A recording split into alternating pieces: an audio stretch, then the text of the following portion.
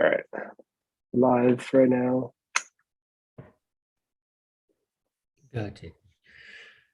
Hello, everyone, and welcome back to the ROONS MIZZ Arsenal chat. I'm ROONS, And I miss. and I'm also pissed off, Miz. And I'm pissed I off feel you. because we had one of the worst weeks that we've had in a couple weeks. Yeah. I mean, it's the second terrible week, spell that we've had already this season. And I think what it's coming from is that we've talked about this a lot, but there are two Arsenal teams that currently exist. Mm-hmm. There's the team where you see the lineup and you feel like that's not our best team. And then there's the team that went on a 10-game unbeaten streak that you would say, yeah, that probably is our best team. Why didn't that team play against Manchester United? The team that's been winning all the games. Right.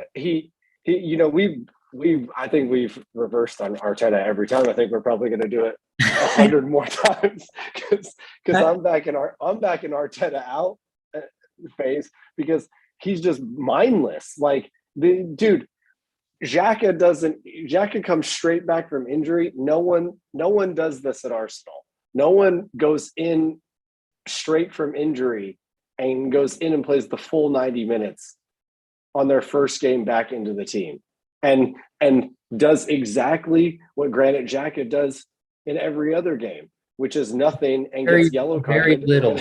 Yeah. Yeah. And why El Neni over Niles in United or Lokonga? So what exactly. I don't understand because Lokonga has been outstanding.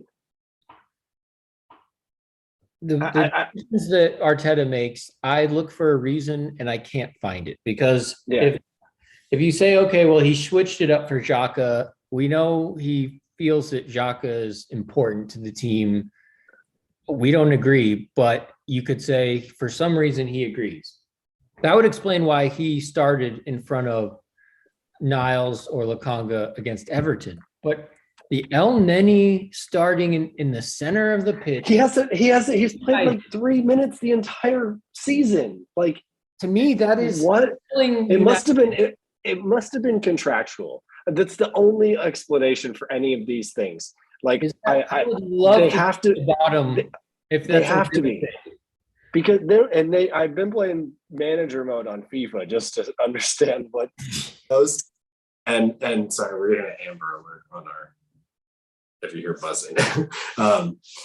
So there's they add things into the sign on things, like even on the game it'll be like, hey, this dude has to be involved in these games or that stuff. That must be the explanation. Or like Xhaka has to start in a certain amount of games when fit, whether or not the system works or whatever. Because I can't see any other way around it. Like, what is El Neni doing in the team against United? And so I watched at least the pre-match conference against Everton because I was like, maybe Arteta is going to say Lokonga is injured. He's on the bench. He's on the bench for both games and doesn't come on at all. So I'm thinking, if he was injured, he probably wouldn't even be on the bench. But what I'm getting from Arteta is that, no, he's not injured. He's available. He's fit. He's just being dropped for being a part of the best and only good part of our season in order to play El Neni, who I do like him as a person. I think you could do work. I like him as a person. I like when he scores the odd goal from far out. He's not good enough. He was never good enough. No, and he's never a player for Arsenal. He's a Cedric. Totally. No, you're totally. And he's on the way out. Like, his contract expires this summer. He's like, he can leave on a free anytime. It's not like they're talking about contract extension. He's never been a part of the team. He's gone on loan.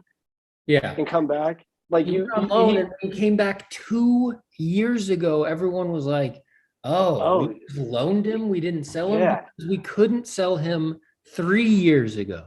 We couldn't yeah. sell him.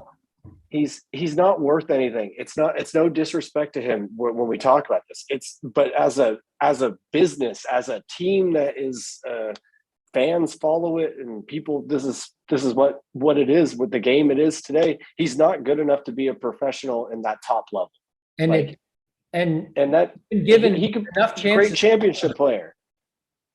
Yeah. Good player in Turkey, Yeah, maybe a mid-level, France. yeah, mid-level France or Spanish side. But the thing is too, and what's worse than that is he was running point guard for us against Manchester United. Yeah, Was the like one what? like he was playing Ceballos, he was or Guendouzi, other completely failed midfielders for Arsenal, where his job was to get the ball from deep, sometimes behind the center backs, then turn and make something happen. And he clearly can't do it because, yes, that is a very hard thing to do. But why And the hell is he doing it when he hasn't even played? And he hasn't played because he can't do that job.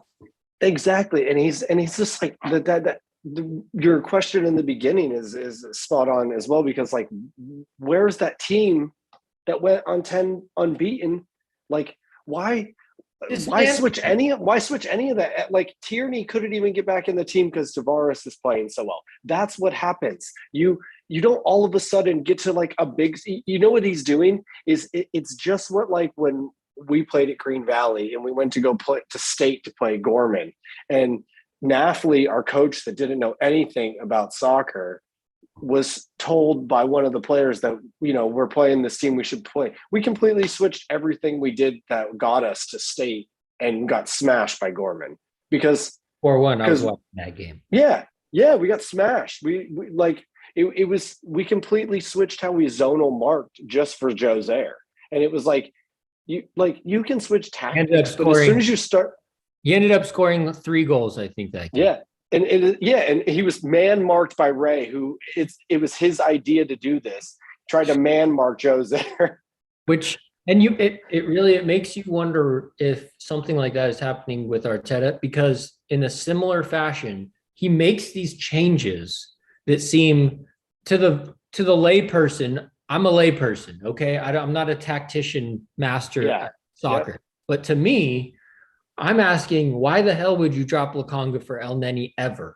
And so, yeah. And just as a general fan would think that if you're just watching enough to know that he doesn't play, and you're like, what, the only other logical explanation I can think is experience of some sort that he's trying to look for to have in the midfield. But even then, you're talking, that's just an adult and someone who's an elder. Yeah, whose experience is playing in League Cups and secondary tournaments. It's not the same, because that's what people say about Xhaka. Like that, I was reading after the other day when you were talking about just the internet. I went on Twitter and I was reading about Xhaka, and like, I need to understand what somebody sees in Granit Xhaka in general. Like I don't see it at all. Like, he's a useless player. He was completely useless the other day. Completely useless. And then we lost to Everton, who you said it is agreed, probably one of the worst teams in the league right now. They're terrible. They looked terrible. They had not won in 8 games, where we were coming off the back before United of a 10-game winning streak. So it couldn't be. And when you switch the core of the midfield like that, like he did, I mean, what does that say to Lokonga and Partey in the middle there when El Neni and Granit Xhaka can get in the team for no reason? Like, I know Partey has not had the best season so far, but I will say that his work rate and he's aware. Like, I watched an interview the other day on Sky Sports where he rated his performances so far a 4 out of 10. Yeah. And in that, like, he's aware. He's capable of being a very good football player. And we talked about partnerships and what a big deal it is to have a partnership Yeah. back and a partnership in the center mid, and how we've been lacking those things for a long time. And it seemed like we finally got it. Lakonga and Partey, they were developing something, and he just all of a sudden switched it up twice in 2 games. You don't have the same kind of chemistry with someone that you haven't played with. They were in the process of building a chemistry that was starting to look decent based on results. We went 10 games unbeaten. Maybe Arteta is just one of those people that truly has to see all the faults before he can actually line up the correct things. Because from an outside perspective, from a 10,000-foot view, it seems pretty obvious. Right now, when I play on FIFA with Arsenal as manager mode, what team do you think I select? The good team. Well, the team, and I immediately sold Granit Xhaka when I took over that on there. He was transfer listed immediately. He would be if you got to manage that team. If all of a sudden you got to take over in January at Arsenal, I'm sure you would make a lot of the same moves that I would. There'd be a lot of outs that just had no business being there, like at all anymore.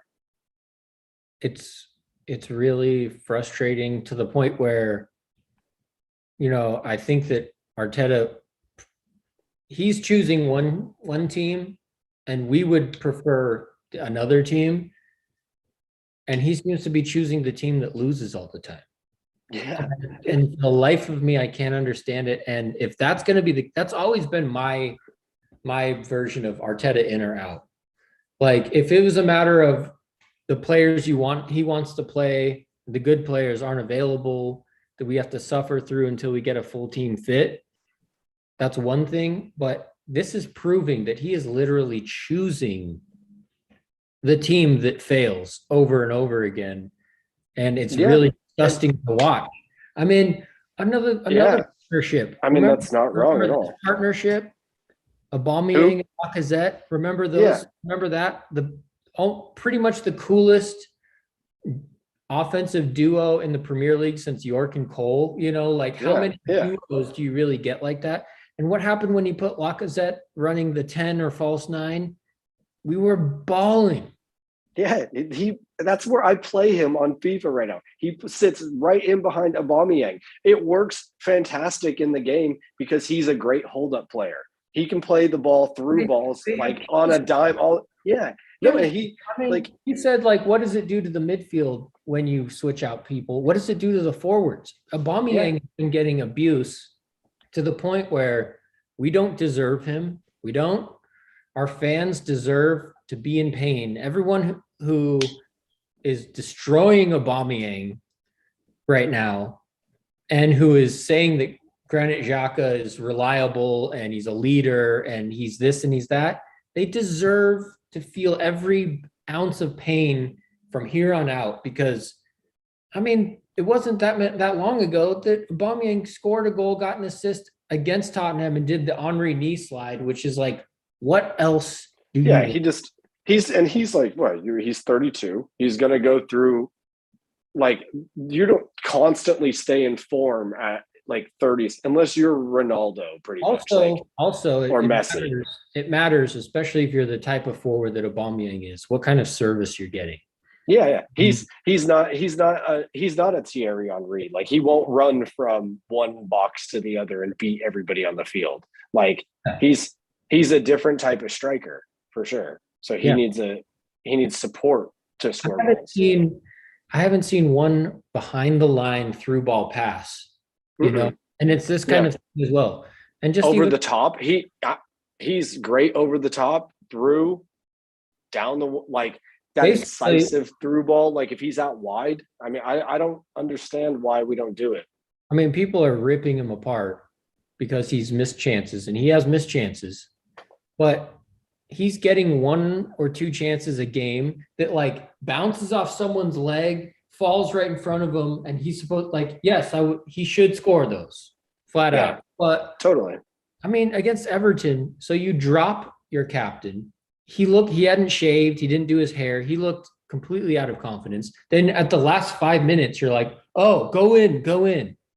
Then Odegaard dummies, but doesn't he fakes out his own team and it falls to him and he misses a shot and everyone's like, see, I told you he's garbage. And it's like, can you see how that situation built up to him missing? Of course, yeah. And display a strike of confidence. You fake him out at the last 5 minutes, and then you shit on him when he messes up. And that attitude isn't given to Granit Xhaka. And I wonder, is there a racist element or something? I know there's a lot of black people who are shitting on Aubameyang too, but it almost seems like, why is there a different standard for this dude who fucking sucks? Period. No one can. He sucks. I know. Anytime I like meet Arsenal, I met an Arsenal fan a few weeks ago, a friend's new boyfriend, and he was like talking about he knew a lot about Arsenal actually. And just about the Premier League, and it was surprising to you were talking to more Americans. He'd like never played, and you're like, oh, you actually know about this stuff. And he liked Granit Xhaka, and I was like, dude, what are you talking about? It was like, he just doesn't do anything. Like some people see him as like an enforcer or I don't, they see him as like, they like his personality, but I disagree. I think he looks annoying and like, he moves annoying. He's like hunched over and like stiff and like, and then he's always running. He's never goal side. He's always wrong. He's always got it wrong. He's always late. He goes in high. He doesn't stop counterattacks. He doesn't get the ball and pass behind the line. He doesn't dribble. If we're gonna talk about who's a good defensive midfielder in general, Conte at Chelsea is hands down probably the best in that role. Yeah, he's small defensive midfielder because what he does is he breaks up the counterattacks. Yes. Or he starts and then fucking through balls midfield and playing a dime pass. Yes. Or he's an all around player. And you would if you were picking apples to apples there, you like hands down you're gonna pick Conte. And you're never gonna pick Granit Xhaka. He does 2% of what Conte does on the field. Yeah, or 0% because zero, yeah. And the thing is too, it's like if you have a neutral watch the game, they won't be able to tell you what Granit Xhaka did. No, because he doesn't get involved enough. He hides, he moves away from the ball, and he's never down in the attack. Like when is he ever in the counter attack? When would you ever say that? Oh, he's a pivotal player. Even as defensive midfielders, there's instances where Ben White has been on the counter attack this season. Before that was David Luiz, and it's always someone else. He passed the buck to someone else in the center of the pitch where we need it the most, and it's falling on Partey, and Partey is looking out there like he does not know what his role is. He's going out there saying, "Go out and defend and kind of get the ball," and he lost the ball so many times last game, but he's also hung out to dry. Because you're just passing it to him and saying, you do something with it. And he's like, and then the ball gets stolen from him. And it's like, and everyone shits on him. And these players are not being set up to win. They're being set up to fail. Totally. I mean, people might think that we're just sitting here harping on El Neni and Granit Xhaka. I think what we're actually talking about is the root cause of why they're even in the team to begin with, because the team that should have been even played against Manchester United and Everton was not the teams that were played. Not even close to the team that was on that big winning streak. You would think, like, why are you going to make this many changes to what was working so well against them just because you're playing Manchester United? If anything, the thing to do against United, what we should have done last week, is just attack them. They were weak in the back. They looked all over the place. That's a terrible United team. That is a game for minimum Lacazette and Aubameyang to play at the same time. Yes. And I would throw Pepe just run at them. Yeah, I would arrest Saka and ESR, even though he scored, but I would put Martinelli and Pepe in and just fucking say unleash on those motherfuckers. Have Lokonga and Partey. And that's like a prime game for like Odegaard. I would have I would have started Odegaard in that game, not the way that he did it, because I think he's just a good ball handler, and he's against Fred in the middle. I mean, Fred, Also, who too, scored a goal the other day that stunned the coach. That was like, I did not know that he could even shoot with his left foot in general. Like it was outside of his technical ability, is what Ragnick's saying. Like, well, here's what I was thinking about the United game, because I was like, yes, Odegaard did well. He scored. You want to somehow fit them in at the same time. And I was thinking, well, Odegaard is a playmaker. He has that. Yeah. If he's not on the team to be a playmaker, then I don't know what he's doing. No, he runs at the defense. That's like what he does. Why can't you put him in El Neni's position? So what if he's starting a little deeper? He's getting the ball and he's passing it, and he has Aubameyang and Lacazette and Pepe and Martinelli to feed the ball to. And totally. Would you rather have the ball at their feet, Odegaard or El Neni? And then you have Partey in behind him, covering him the whole time. So it's not like he doesn't understand the role or the position. I'm drop back 20 yards deeper, but he can still get forward. You know what I mean? Like, yep. I'm like, why? But we have to have this Xhaka position, which is essentially a center midfielder who just doesn't do anything. He insists on having that in the formation, and it fucks up. If you have something dead in the center of your formation, how can any of the channels work? How can defense turn into offense? And we see it because we have no chances. We had like 2 touches inside the box against Everton. How did he get better so fast? Out of all the players, no player ever heals quickly at Arsenal, ever. It usually is a month longer. Yeah, I mean, he was supposed to be out for 3 months. He was out for like a month and a half, and then just straight back in 90 minutes. I hope he tears the knee in half and that his career's over, because I can't stand him. That's the only way to get rid of him. Well, he's on a 4-year contract right now. I know. Oh my goodness. And what I thought was going to happen was he got injured. He's out. So then we start doing well. And then Arteta's going to be like, you know what? I should have sold him. So I'm going to sell him. But now it's like, no, he's going to play every damn fucking. Oh, against Southampton. Against Southampton, he's starting. He's going to play all 4 years. He's going to get a contract extension. And then he's going to immediately go on to coach the youth. And then he's going to end up being the manager. I will not support the club, honestly. If I think I'd have to find a different team. I really dislike him that much. Like I think his footballing ability, in terms of if we're looking at players like Granit Xhaka to Conte, that's where we're off. Granit Xhaka, Casemiro, who plays defensive midfield, Toni Kroos, Casemiro, Luka Modric all play Khedira fucking midfield for Real Madrid. And look at what those players do on offense and defense. Dribbling with the ball, counterattack, scoring important goals, assists. When was the last time Xhaka even gave a ball that turned into an assist? With Ozil, when he started sucking, he gives dangerous passes that then become assists. How much do you have to reach for stats? But he doesn't even do that. He doesn't do that.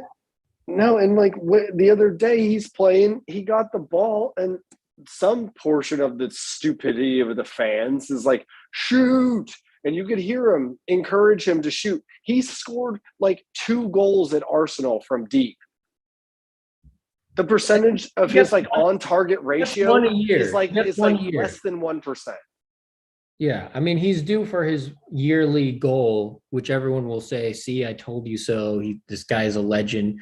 I say, basically knock down the Henri statue, rip it up, throw it away, and put a Granit Xhaka statue. But Henri, I think our only hope now to get rid of Granit Xhaka is for Daniel Ek to actually buy the club. I think we're back to that in this whole scenario, because this is what reminds us every time, because it's really a fundamental change that needs to happen for the club to get back on track, because that type of mediocrity is still allowed and still encouraged and praised at the club.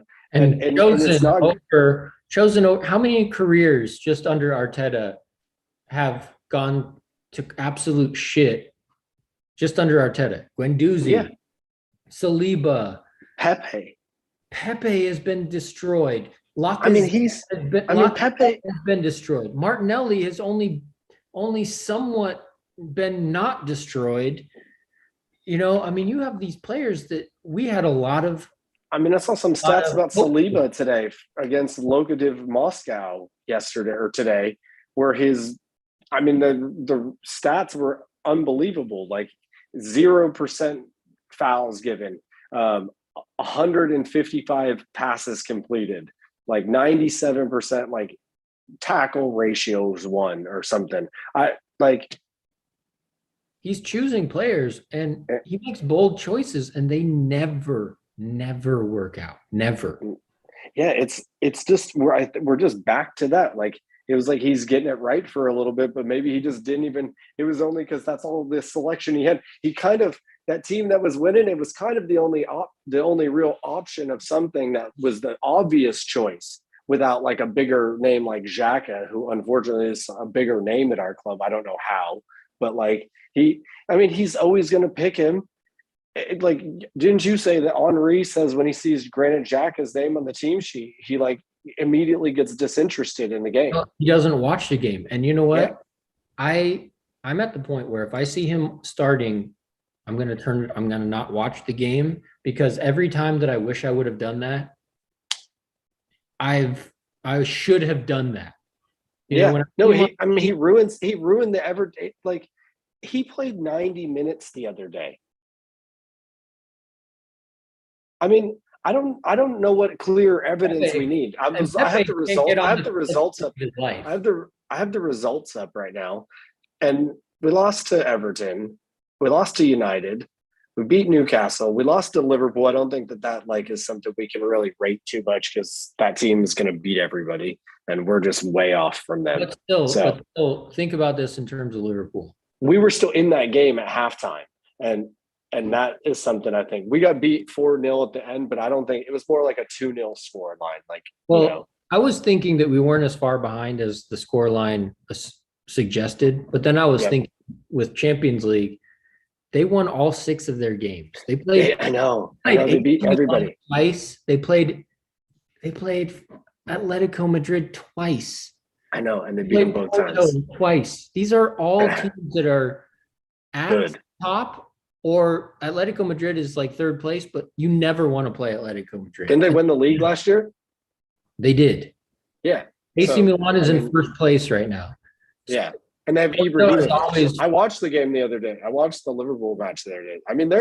I watch a lot. They're good. They play. They beat us and they played so much.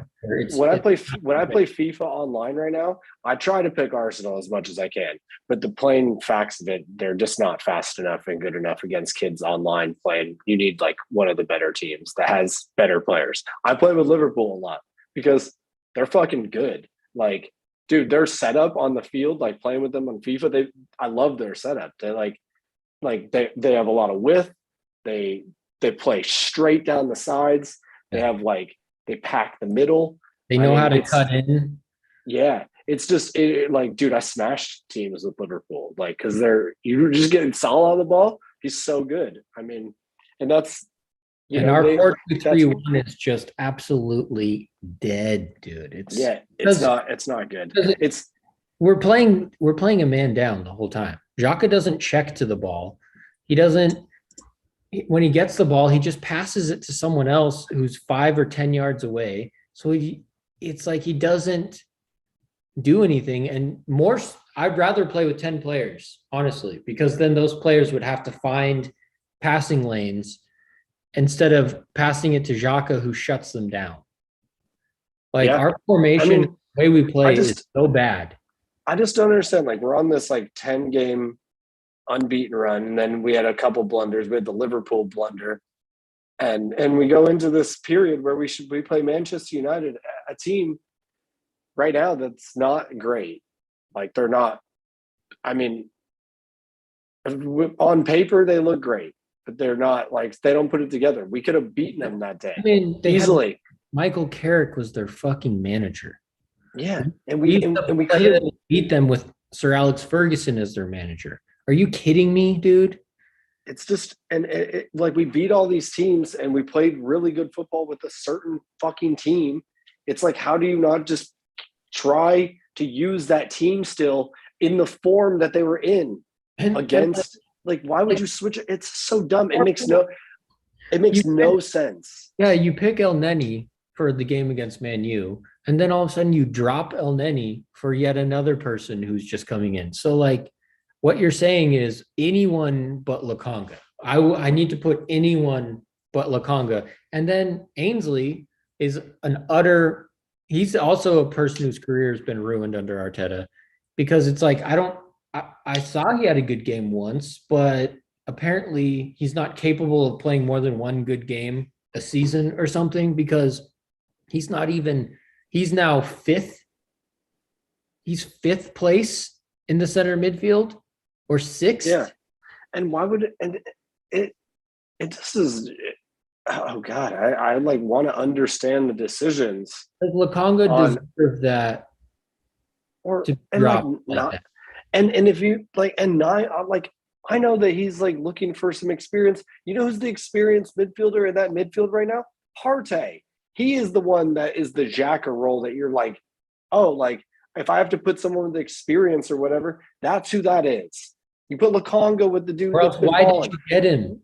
You know? And look, and Lokonga's a baller. Like, he's good on the ball. He wins tackles. He'll give up an occasional foul, but like, at least he's like trying to win the ball. To improve for sure, but yeah, the things that he's shown are already, he's doing things that Xhaka just doesn't do. Like, he passes behind the lines, like just that by itself. Yeah, he's cheeky. He's looking for the through ball. He's looking for something to go forward. 1-2 with someone like Odegaard or Lacazette. Yeah, or Nelly. It's just it's so negative. As soon as Xhaka's name is in the team is negative. It's like it sucks the life out of them. He, like, you don't wish injury upon anybody, like, for career, but honestly for him, like, it's our only way. Yeah. The worse he plays, the better that he gets regarded. And that includes Arteta. And I think he has a match ban on Saturday, actually, because he committed a yellow. I think it was his fifth yellow card. So he gets back in the team. And he's already on a match ban for getting yellows, and that yellow was useless. And you know what? Here's what I heard a lot from fans that was the icing on the cake to a terrible week. They said the goal, when we actually went down 2-1, began in the midfield because he ducked out of a tackle, and everyone was like, well, he was already on a yellow, so he didn't want to get a red card by tackling that guy at that point. So he literally goes like this, dives out of the way, and it ends up being a goal that loses us the game. So it's not his fault for ducking out of a tackle, because he was only doing what he should do because he was already on a yellow and he didn't want to get a red. So again, it's totally, that's the right thing to do. What you want to do on the field is duck tackles. You want to be on a yellow card for a useless yellow because you were late. You want to have to tackle someone in the middle and get a yellow in the first place because you're late and out of position. All of those things are things that he did wrong, and people are saying that that's an excuse for why he played well. And it was unfortunate. It was someone else's fault. It was the referee's fault, I guess, for giving him a yellow, and that's why he couldn't make a tackle in the midfield, which is his only job, since he doesn't do anything on the offense. It's upsetting that we even have to talk about him again. Like, I mean, and he's going to continually do this shit, and we're like, I don't understand how it must be contractual, like, that he has to play. I don't understand any other way around it. I mean, Arteta was asked, how does he go straight into the team for 90 minutes? There's no way that his fitness was there after not playing for 2 months. They don't do it to anyone else. If you watch just in general soccer wise, you watch most teams coming back from a long injury, you go on for 20 minutes. Yes. Pep is like openly saying like Kevin De Bruyne is not fit enough. I don't care who he is. He's not going to play unless he's fit. You know what I mean? Like, and we have other players. So why don't you say, I think we started doing weird contract things. And I'm serious. I think we have weird shit written in. That's the only way it explains that stuff. Because there's no way that he belongs anywhere near the 90 minutes on a game right now with the form that the team has been in. If you like Tierney doesn't get 90 minutes. Yeah, he's been taking time to get back in. He first was like coming back in, and they gave Tavares. Like he didn't want to bench Tavares, so he like confidence wise, and he stole his spot kind of. So it's like even with Tierney, it's like if he can't go 90 minutes, then why don't you say, look, dude, Tavares is playing well right now. Your job, if you're fit in terms of not being injured, your job is to do basically a hell week only in training. You're going to do extra training, extra weight training. You're going to be an absolute fucking beast, and you're not going to play until you are a beast, but you have time to do that, because usually you don't get time to, you can't just do a hell week if you're playing 3 games a week, right? Yeah. But if you're not, and you have someone who's taken your spot while you were injured, who is playing well, then you can do that. You can say, here, take a month, and you're going to get jacked as shit. You're going to be the fittest you've ever been in your life. And then when you come back, you're going to come back and play 90 minutes, because who wants to play a left back for 60 minutes? Like, who wants to make changes to your back line? Whoever wants to do that. Yeah. It just doesn't make sense. Like other teams do it that way too. Someone comes back from a couple month injury, from 2 months out from injuring their cruciate ligament in their knee. You don't just throw him back into the game full 90 minutes, or maybe let's just push him and just blow his full fucking knee out, and because that's what's going to happen. Well, he does that. I mean, he has a bad record, Arteta, of waiting too long to play players and then playing players too early. He did it with Partey. I mean, Partey's never gotten, he never feels it like he's the real Partey. Don't feel like we've gotten real Partey, because he's been injured so often. And when he comes back, then he's inconsistent, and like he brought him back too quick. He's bringing Tierney back too quick. He's going to pick up another niggle and be out again. It messes up his rhythm, his form. Tavares is going to have to end up playing, but also he's going to have to be playing with the full-on knowledge that he would have been dropped if Tierney was available. So it's like, okay, destroy my confidence and then say, go play Liverpool. Yeah, it's annoying. I mean, like Tavares is, it's hard to pick who would you want in the team if they're both fully fit, because I think depending on the game, Tavares might offer more in a lot of ways. Like, he's a lot more straightforward. I mean, that's what you want in the team. You want there to be competition for places.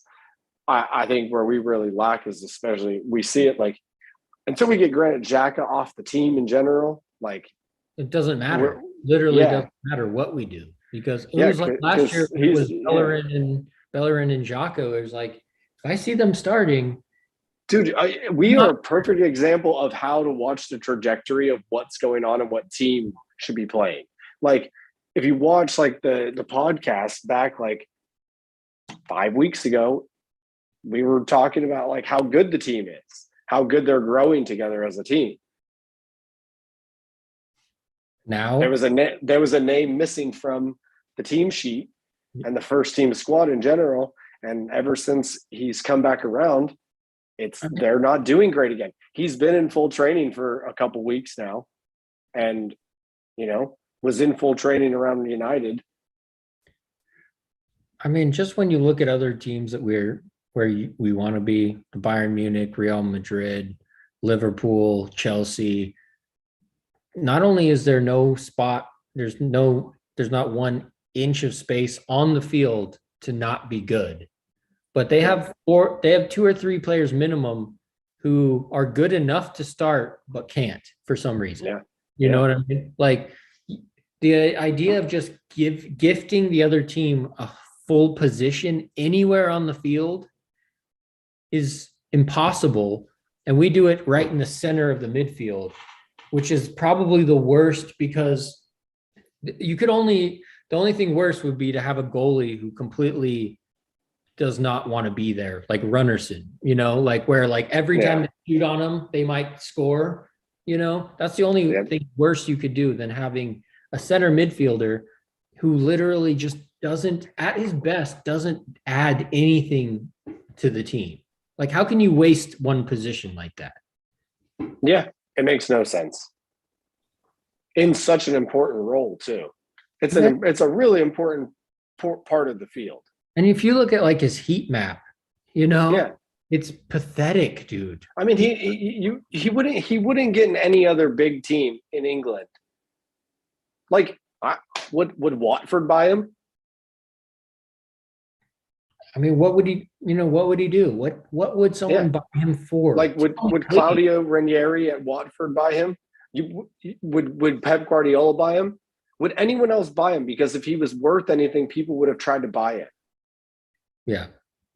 Magically, Mourinho wanted him. And I think Mourinho wanted him because he knew that if he was like, okay, you're going to go 5 yards past midfield, get the ball and pass, and that's all you're ever going to do, he knows that Xhaka would do it. And that's the kind of player he likes. Players that like literally, I'm going to tell you. I also think Mourinho fucked with us on that. I think Mourinho just messed with Arsenal. Mourinho hates Arsenal. He would never manage Arsenal. Like, it's his one club that he like really doesn't like.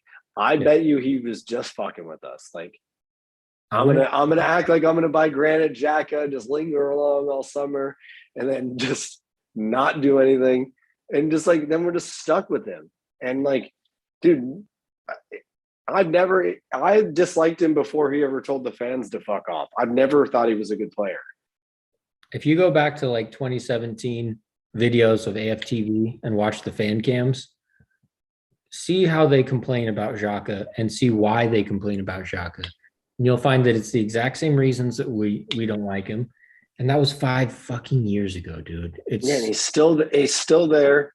It was as evident back then as it is today. He hasn't changed his game. I don't know what he was bought for, because I always thought in the beginning he was bought as like a dynamic attacking midfielder. Maybe I was wrong, but I never understood even what he's supposed to do.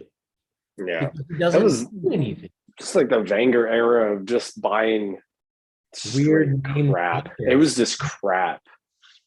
He spent 35 million pounds for Xhaka. Yeah, no, it's ridiculous.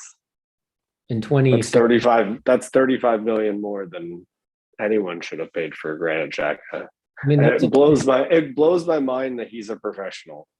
Like, and not just a professional, he's at a big club. Whether we're like in the mix of like big clubs right now, we are third largest stadium in England. So like he's terrible. Games won with Xhaka and without. I'm gonna check real quick if that's because like it has to be.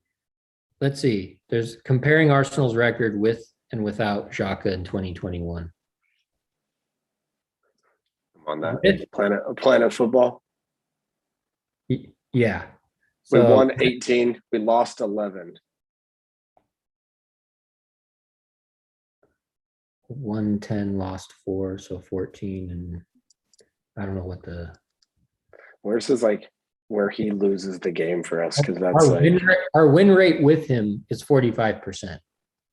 So 55% we well, without him it's 62, so it's 20. It's better. Yeah, it's almost 20% better, and our loss rate is down 2.5%. So I don't know, like that's just a basic stat. Yeah. And that says it right there that we lose or we win more often when it's 10% less. and they look, and all their like the pros now, they're so dialed in on like on data and stats. Data. Yeah. And like what they're doing, what their bodies are doing. Someone show me a statistical argument for Xhaka, because I will be willing to bet that we lose more. There is none. Concede. Oh yeah, if it's noticeable, it's probably much more prevalent than it ever really then, because how many games has he lost for us single-handedly, either been red carded or given a penalty away at the end of the game? It's happened like over 10 times. Yeah.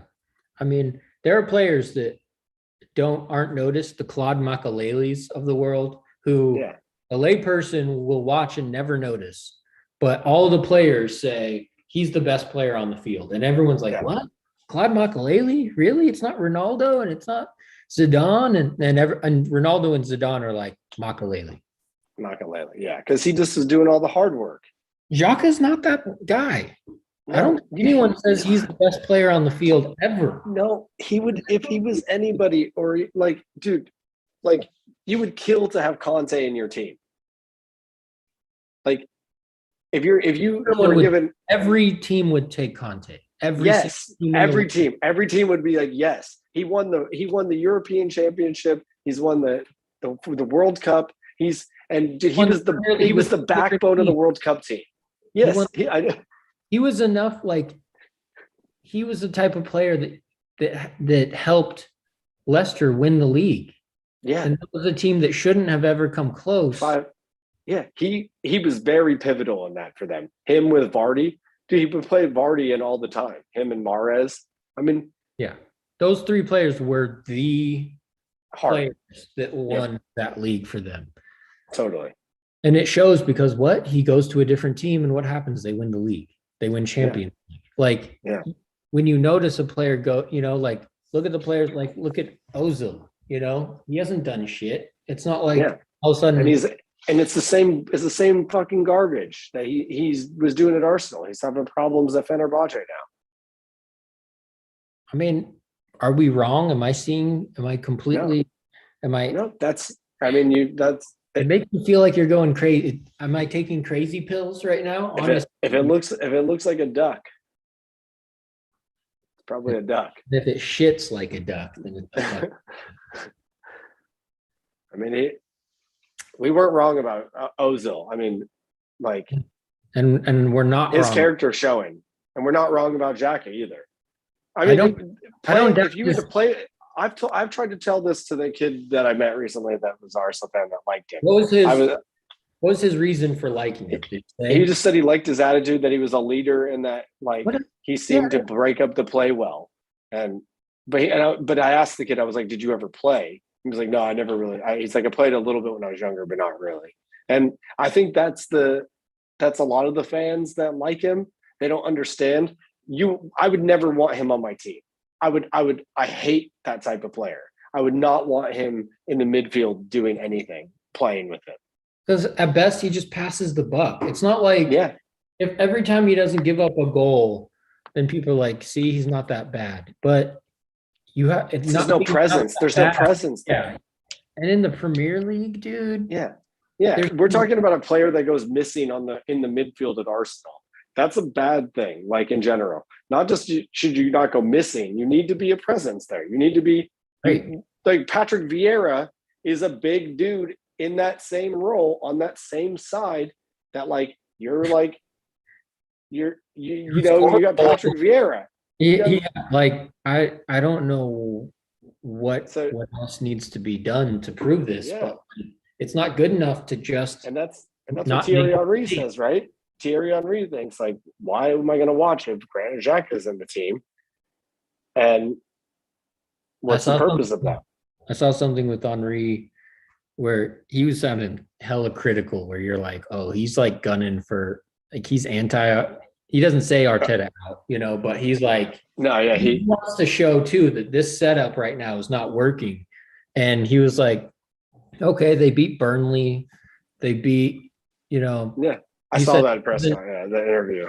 Yeah, and he was like, against the top three clubs, 11 goals against, 0 goals scored, and 3 shots on goal. If it was 3 Yeah. goals to 11, that would be a pitiful goal differential. I was like, this is Arsenal we're talking about. You know, I love how he always like tries to reiterate, this is Arsenal. I mean, when he was playing, you expected 3 goals a game, period. Yeah. And you got it a lot of the time. Now we're talking about 3 shots on target in 3 games, none of which go in, and 11 goals scored against. Like, again, to talk about Xhaka. Okay, he doesn't score goals, he doesn't assist, and he doesn't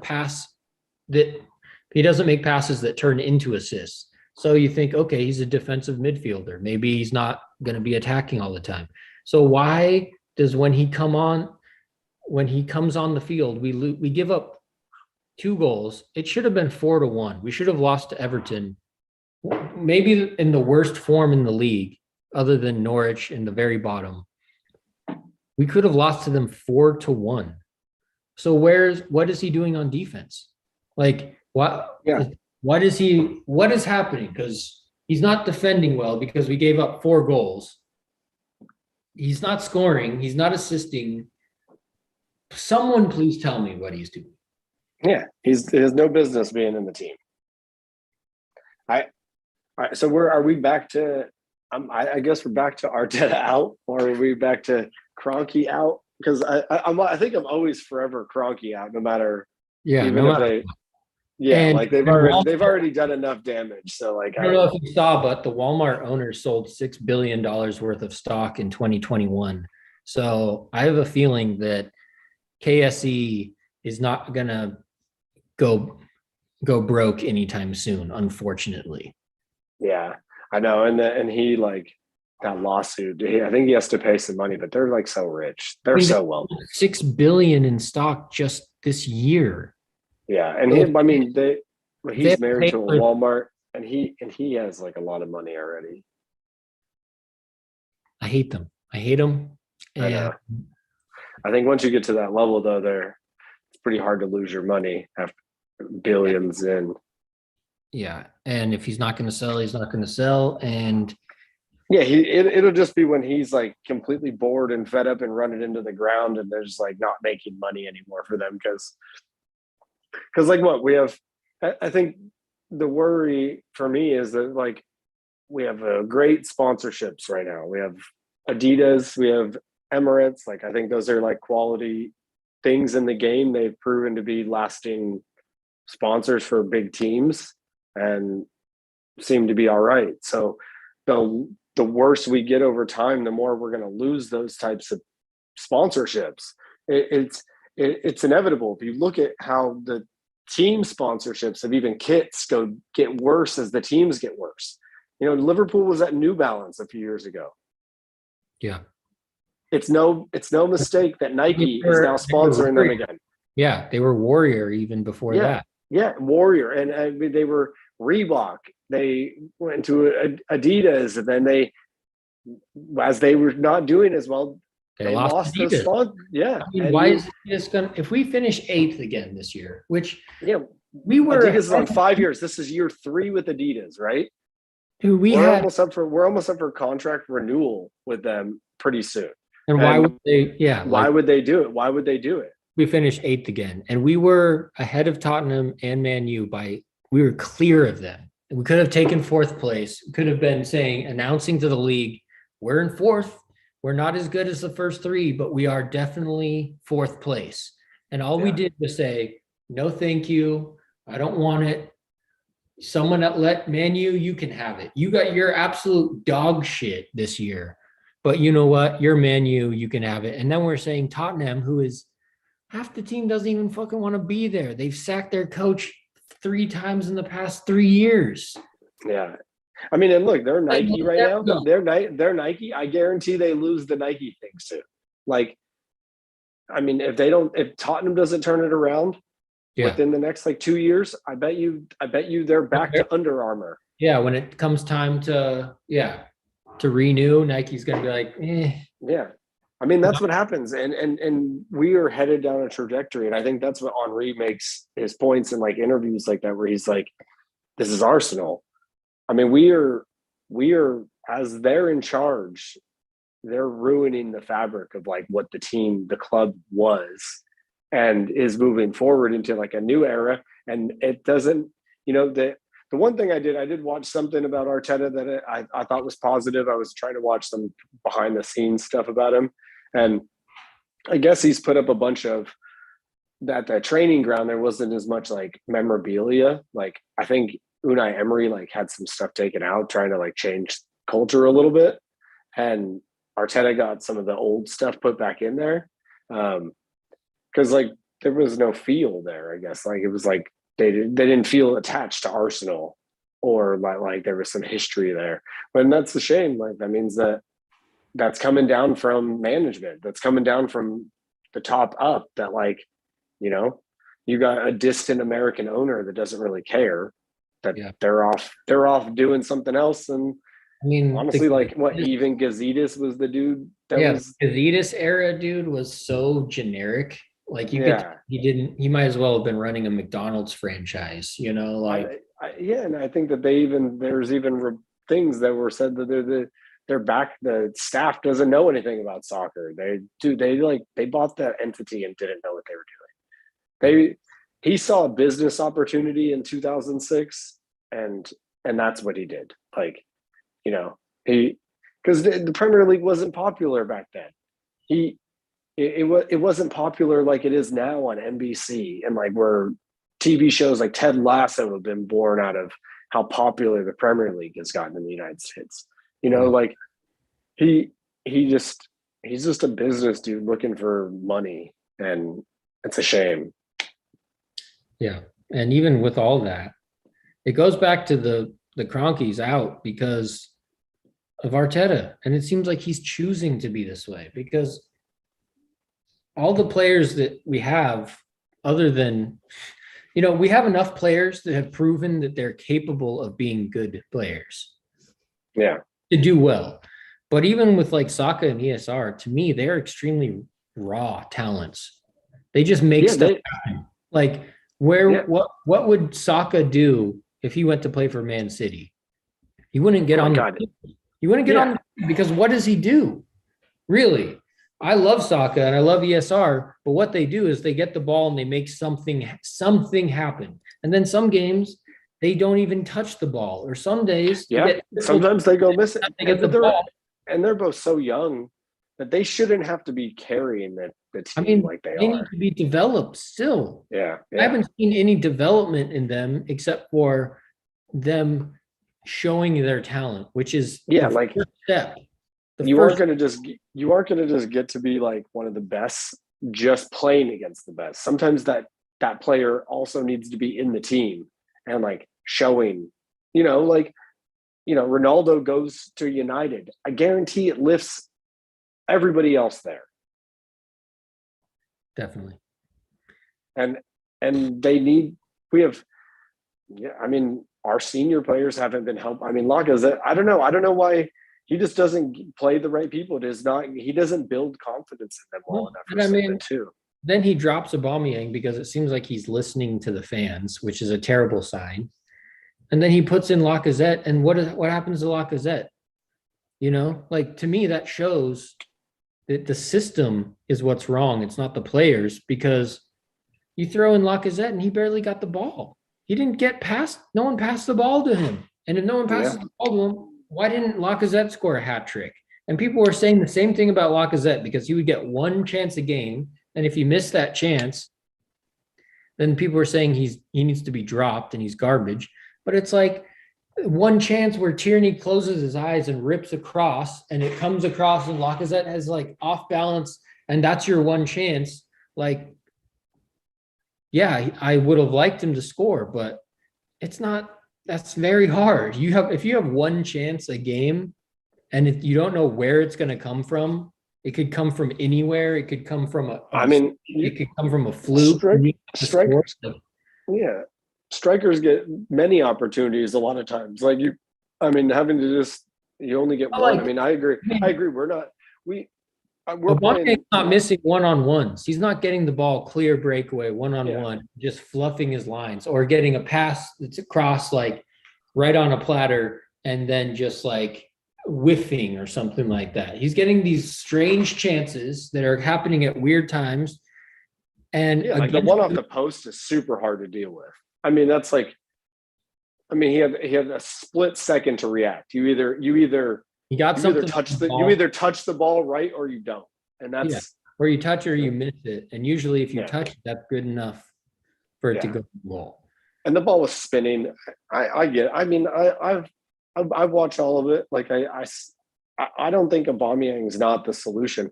I think Aubameyang still has more time. Him and Arsenal, and I also think the same with Lacazette. I don't think that I think Lacazette's going to leave. I think there's he should. I mean, I think for his own sake. For his own sake, I feel bad for him actually. I was watching or reading news earlier just before we got on, and like we're trying to get like Richarlison from Everton, Calvert-Lewin. Yeah, after that last game, why? Why would they? Yeah. You know? And what are, I guess the only thing is like Arteta wants a striker who he can just whip crosses in and he'll win headers and score with his head, which is like, you need it. It's good to have, but that just shows that we don't really want a dynamic striker. We just want someone who can head the ball in. And that's going to be easily defended because people are going to figure out, okay, all they do is cross. So you're going to put Van Dijk on Calvert-Lewin, and then what? You know? Yeah. Hopefully, you have a player who's good at the ball at his feet, can get in behind. I don't know, man. I don't know. We'll see. We'll see what they actually do. I mean, the window opens soon. Well, we're back to that too. We're back to. Okay, we need X, Y, and Z before we can even think of being a good team again. And it shouldn't be that way because I think we have the players. We have the players to be fourth best team in the league, I think. Well, you know they're not going to sack Arteta. No, he doesn't even. Why would they? He's smiling in fucking interviews, dude. He's smiling after the Man U game. In the pre-match conference, I think because he knows he's safe. Smiling and laughing like, dude, he doesn't even look bothered. No, I think because he knows he's safe. He's like, why am I worried? I mean, I think he explains it like, oh, it was Man United. Like, yeah, it's fucking Man United. Like, you easily could have beaten them the other day. That was like, oh, well, we gave it away. We should have done better. And it's like, yeah, okay, that makes a lot of sense, you know, and none of that was your fault, I guess. You know, like your job is to win, you didn't, and you're just explaining it like, well, here's what happened. They scored more than us and we lost. And yeah, we wish we could have done better. And yeah, whatever. Stupid. It's really stupid. Yeah, it's sad because it's like now if we go on a run, I probably will fall for it again because I just can't help but enjoy. Yeah, because it's fun to actually watch them win when they actually play well, and you know that there's going to be the games to look forward to now are the cup matches because that we're going to play the better team cup matches, the one that's like should be. When we win, it shows that something worked, and we're going to keep going in that direction. But then we just pull the break everything that worked. Dude. That's why I don't understand. They must watch the video back, right? They like at least once. You must watch the game over again, right? From a TV angle. Teams of, do you see how many assistant coaches are on the side? There's a whole row of fucking douchebags, dude. That's what I'm saying. They must have watched the game back, though, right? So, like, if you're watching the game back and you compare the Everton game against like the Villa game, I mean.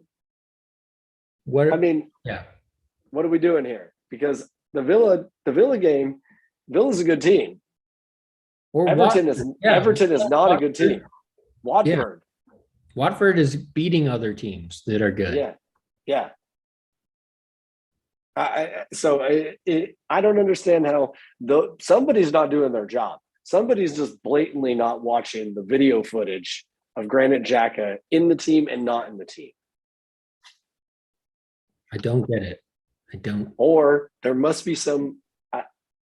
Some I'll, contractual, yeah, I can't see it otherwise. like where they have to pay $1 million to him if he doesn't play 80% of the game, or I mean, is it 100% of the games? Well, What? I know that they are considered in categories like crucial, important, rotation. Like they do things. They give players like development is one of them. Like they're going to be like, here, this is what you're on. This is the type of contract you have, and whether you're in my plan all the time. Because they've even said that about Ronaldo this summer when they talked about the United transfer. George Mendez or his agent was talking about it. Was like, yeah, we sit down, or with Ferguson in the documentary, he's like, we sit down. Is like Ferguson said he'll play 50% of every game, 50% of all the games. So he was like, at 19, that's good enough for him. Yeah, and that's a lot. Yeah, that's a lot, and I'm that sure was a lot for United at the time. Yeah, and that was because he rated him so highly and knew how hard it was to get that player. Yeah. He had already agreed to go to Arsenal at that point. Yep. He did. He had verbally agreed. Wenger's documentary is out. It might be out now. It's on Amazon. I need to watch it. Yeah, it's the other day. Is it there? Let's see if it's on right now. Because it's released in the UK right now. I'm sure you can find it online somehow. But I don't think it's out here yet. Yeah. US release. To give November 11th, it said it came out. So it might be on Amazon. But it's supposed to, I mean, he says that's his biggest regret as a manager was not signing Ronaldo. We had Ronaldo and they blew it. Yeah. I mean, there's mistakes, there's unluckiness, but then this seems deliberate. Arteta choosing these teams and not only choosing, it's not so much that he's choosing Xhaka, it's that something was working. Even I get as pissed off about Xhaka playing as I do about Lacazette getting dropped every time he does good. Every time he does a good job, he gets dropped immediately. Yeah. We can never play the 4-4-2 because he refuses to play the 4-4-2, even though our 4-2-3-1 is like we're playing with one defensive midfielder who doesn't play. So it doesn't even matter. We're less defensively secure with a 4-2-3-1 than we are with the 4-4-2, and two really good strikers that form a good partnership. And the 4-4-2 with our back line right now would be awesome. We have a big back line, kind of like the Invincible team. Like a big back line that can play the ball well. And yeah, fast. you can play. I don't understand. Like, with like Partey being like a stopper, and then Odegaard playing the other side, or Smith Rowe, getting the ball, receiving the ball, turning and starting the offense in a real way, not just like get the ball and play it out wide. Okay, Saka gets the ball out wide. What is he gonna fucking do? And he's left playing on the right, so he's getting it where the only thing he can do is go inside because he can't kick it down the line and beat someone with speed, even if he had the pace to do that. He's so young. It's so hard. It's going to be so hard for him to be developed and balling outright like he should be if he doesn't. Because he's frustrated too sometimes. Because he's like, how many players for Arsenal have been in that position where they're like, I'm frustrated because I'm the only player who's good right now. If Man U wants me to go there, I will go because they have about 5 or 6 players that are good.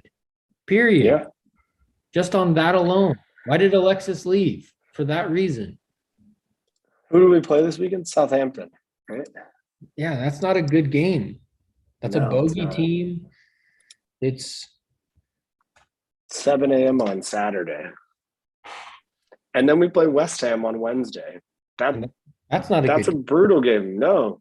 And Leeds. We could have really used 6 points with these two games against teams that were basically asking to be beat. Yeah, Everton is so bad right now. Their fans left in the 27th minute to protest because they're so shit. Yeah. And we still lost on a game where their fans had a walkout. They still put their ball in the goal 3 times too. Like Richarlison scored 2 other goals. It should have been 4-1. He scored a hat trick and he was barely offside. Barely. In normal. I don't like that rule. I don't like the VAR on offside. I think I it gets sorted sometimes, but I like the old schoolness of like the refereeing being in control of the line. I mean, if there's no VAR, we lost 4-1. Yeah, you got beat bad. Yeah, it wasn't like those were in because he was barely like the one was like. I mean, let's be real. Like the field, every field you play on is completely different. There's little divots all over the field. The way you step, your foot could be a little bit past or something. They're just like it wasn't a material advantage. Yeah, it's like the whole rule is designed about giving a blatant advantage to the forward. You know, you're talking this much, that's not an advantage. Yeah. Like within a foot, I don't think it's an advantage. How much ground you have to make up, how fast those people are. Like it's just I think that part of it should change. I don't like that. And what about this? Right now, a lot of people are saying the only player who's playing well for us is Aaron Ramsdale. Does that sound familiar? Yeah, Leno. It's why is playing well, yeah. Leno, and now Leno, his career is ruined.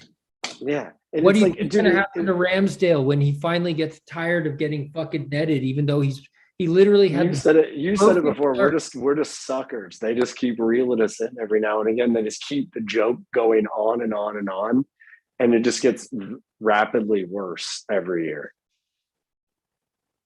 Yeah, and then we have a little run that makes you think like, oh no, it's different, and it's not different. It's worse. And it's not. Yeah. Like I said, I hate that we become so cynical. We've become so cynical. Well, it makes you want them to lose because you feel like it does. Yeah. You feel like you've been fucked over so many times that you need proof that I know. And if I actually get to go to England in a few weeks, if it actually does happen, and I get to go to this game, I was actually looking forward to the City game. I'm still looking forward to it, but we're gonna get fucking smashed if we play. The way they're playing right now, the way the trajectories are going, it's gonna be worse than. And it won't matter. 5-0. It could be. I mean, dude, they're dismantling teams again, and they're. I mean, if I was Arteta, I would run Chambers in the false 9, Kolasinac in goal. I would bring back Xhaka up top. Yeah, Xhaka on the left wing. Or what about when he subbed out? Who did he sub? And then he put Nketiah on the left, who has never played there before. You know, it's when he does shit like that, you're like, bro, what the fuck are you doing, dude? Yeah. Like, what are you doing? Oh, I'd have El Neni as captain, play a 2. Well, and it's just, dude, and Arteta's like openly calling for Wenger to come back and work at the club and like be at the club more. And it's like, dude, you guys there's a riff happening. There's this, our club has been taken over by this like mediocrity virus. And it really is just trying to be supreme. Yeah, it contaminates, and we need some penicillin, and we keep thinking that there's going to be a dose, but then they keep playing Xhaka, and you're like, nope, they got it too. I guarantee if Daniel Ek and Henry got their way, fucking Arteta would be zipped immediately for sure. And Xhaka would be on the way out. It's time, man. How many years? When you come to a point where it's time for a contract renewal, you have to ask, what were you brought here to do, and did you do it? And did you do it so much, so well, that it's worth to pay you instead of get money for you by selling you. You Yeah. know, like if they could have sold him for 20 and then re-gave him a contract, they're actually losing like close to like 40 million dollars because they could have gotten money and instead they're paying him money. So you have to really say, like, what was your job, which I never knew what it was. Did you do it? The answer is no, no matter what. And did you do it well enough that we're going to pay you instead of getting paid for you? And that's a clear no. I mean, these are clear no's. They're not even debatable no's. I'm just looking up his negative stats right here. Hold on. Come on. For it's on the Daily Star. If I can find it. No, they're not going to break it down easy. It's like a column. It just he. I don't know. Again, I'm really excited for the Amazon thing. Again, the twists and turns. Jeez, 2 weeks ago before Man U. I hope that they talk about this. Like, what is the decision? I mean, it's going to be in there because Jacka. They like filmed his road to recovery. That's why they did it for the Amazon thing. Because, dude, they like sacked Pochettino for it. I'm pretty certain for drama because he wasn't on a bad run at Tottenham when they sacked him. Really, it was like. I mean, they could have turned it around. Why not? Yeah. I mean, imagine all the coaches that have been sacked. If you gave them the full season, how many of them would have turned it around? Probably at minimum half. At least, dude, football's crazy with how they sack the managers. I remember when we first started getting into it when we were younger, though, and I started hearing about that. They sacked it, and you're like, oh, what? Like, yeah, that's just like they didn't wait till the end of the season, you know, because like American sports just don't do that. But, yeah, here it's just like pack your shit. Time's up, man. We got. But it is like big business. You know, you fall out of spots, you lose a lot of money. You just clear you go down the table. It's not working, and I don't know a clearer sign that like this direction is not working than when you have multiple players ruin their careers, and you have multiple players decelerate in their advancement. Well, we talked about it, and I think that's the core of what's wrong with Kroenke and them is they're just never going to invest enough to make it what it needs to be good enough, and that's the base. That not consistently. Fundamentally, they are not involved enough to want to win. Like, it costs money to be where Chelsea and Liverpool are at, and Man City. Yeah, and we're just not doing that. Yeah, we're trying to do it on the cheap. Everybody made a big stink about Arsenal spending all kinds of money this summer, but what they failed to mention was all the 10 previous years, how much we spent in comparison to the other big teams, and how minimally we invested in the squad that we have right now, and how poor the business was in comparison to all that. I wish that there was figures broken down like that to show. Yeah. This is not a yearly thing. This is a long-term project. That's why they're signed on 5-year deals. Yeah, and when you buy players at the wrong time, you might as well just throw money down the drain. Yeah. You know? And then when you sell players at the wrong time, same thing. Like the players we let hang around and be terrible for a couple years and then leave on a free, like you literally just fucked up the whole thing. Yeah. You know, like just you got all the bad and none of the good out of that situation. Yeah. So Southampton Saturday, tough game. They always like do this in the FA Cup last year when we were the holders and we pissed it away and played a shit team. That it seemed like we didn't even care about that game and lost 1-0. Fucking Walcott is going to score on us again. I don't know if he's even playing this season, but he's going to. They're in 16th right now. They're probably thinking this they is haven't won in 4. Arsenal. Yeah, they haven't won in 4 as well. So they lost 2 games. They drawn the last 2 games. So I mean, they have just as many losses as we have. We have more losses than them. How many losses are we on now? 6 out of 15 games Oh, dude, 6 losses, dude. That used to be already. in a season. I know. We're not I even know 4. It was like 4. If you had 4, you were like, you're out. You're just not. You're not involved. Yeah, and we already have 6. Like, fuck it. That season. I mean, Man City has 2, Liverpool has 1, Chelsea has 2. And every West time Ham has 4. lose, like, dude, other teams were losing, and this is a chance to pull away, and we just lose right along with them. Our goal differential is -4, -4. Man City's 23, Liverpool 32, Chelsea 26. Those are goals. That's their goal differential. We're -4.